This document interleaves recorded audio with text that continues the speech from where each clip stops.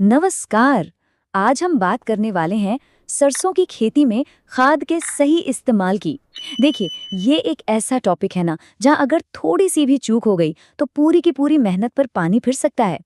हाँ, ये बात सुनने में शायद अजीब लगे, पर ये 100% सच है। मामला बहुत सीधा है। अगर पौधे को सही खाना मिलेगा तो वो बढ़ेगा, लहलहाएगा। लेकिन अगर खाना गलत हुआ या जरूरत से ज्यादा हो गया तो नुकसान भी हो सकता है। तो चलिए इसी को आज ठीक से समझते हैं। सबसे बड़ी गलतफहमी यही है कि भाई जितनी ज्यादा खाद डालो उतनी ज्यादा पैदावार होगी, लेकिन असलियत इसके बिल्कुल उल्टी है।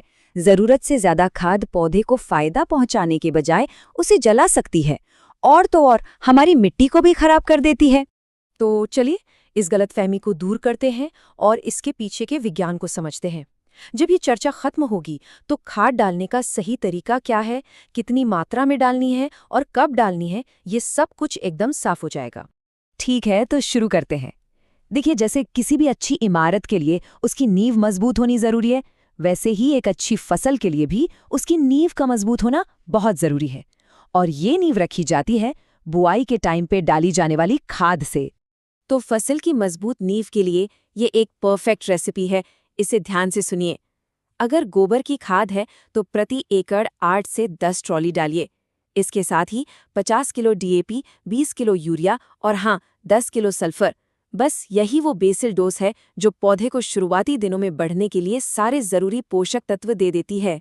अच्छा, कई लोग क्या करते हैं कि बाकी सब खाद तो डाल देते हैं पर सल्फर को छोड़ देते हैं।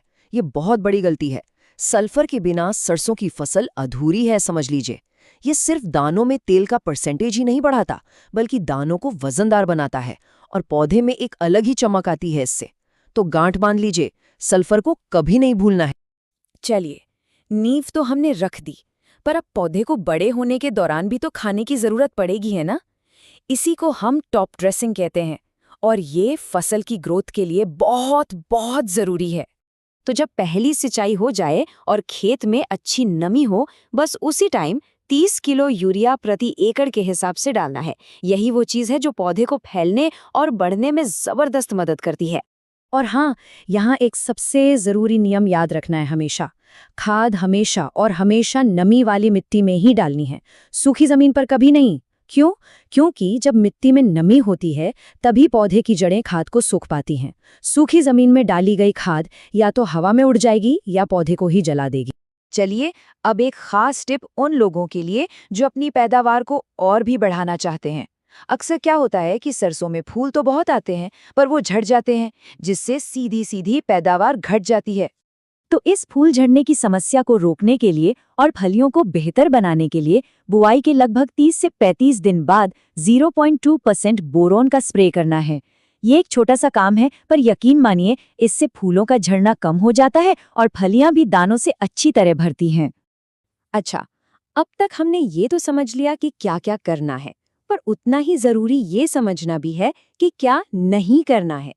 चलिए अब उन आम गलतियों की बात करते हैं जो अनजाने में ही हमारी पैदावार कम कर देती हैं।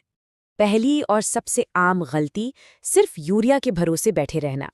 यूरिया सिर्फ नाइट्रोजन देता है, जो जरूरी तो है, लेकिन पौधे को सल्फर, फास्फोरस और बोरॉन जैसे दूसरे पोषक तत्वों की भी उतनी ही जरूरत होती है। सिर्फ एक चीज पर निर्भर रहने से पूरा बैलेंस बिगड़ जाता है। दूसरी बड़ी गलती ये होती है कि सारी की सारी खाद एक साथ बुआई के टाइम पर ही डाल दी। अरे भाई, पौधे को भी तो अपनी जिंदगी के अलग अलग पड़ाव पर अलग अलग खाने की जरूरत होती है। इसीलिए खाद को हमेशा बेसिल डोज और टॉप ड्रेसिंग में बांटकर देना ही सबसे अच्छा तरीका है। और तीसरी गलती, जिस पर हम पहले भी बात कर चुके हैं, सूखी मिट्टी में खाद डालना। इससे खाद का ज्यादातर हिस्सा तो बेकार ही हो जाता है, पौधे को उसका पूरा फायदा मिल ही नहीं पाता। तो हमेशा पक्का करें कि खाद डालते समय खेत में नमी हो। अब इससे पहले कि हम इसे समाप्त करें, एक सवाल पर जरा सोचिए। अगर सरसों के खेत में फूल तो बढ़िया आ रहे हैं लेकिन वो टिक नहीं रहे, झड़ जाते हैं, तो इसका मतलब है कि कुछ तो गड़बड़ है। इस फूल झड़ने की समस्या का एक बड़ा कारण पानी का गलत मैनेजमेंट भी हो सकता है। हमारे अगले विश्लेषण में हम इसी पर बात करेंगे कि सरसों में पानी कब, कितना और कैसे देना चाहिए। अच्छा, नीचे कमेंट्स में ये जरूर बताइएगा कि आप लोग सरसों में कौन सा खाद का मिक्सचर इस्तेमाल करते हैं।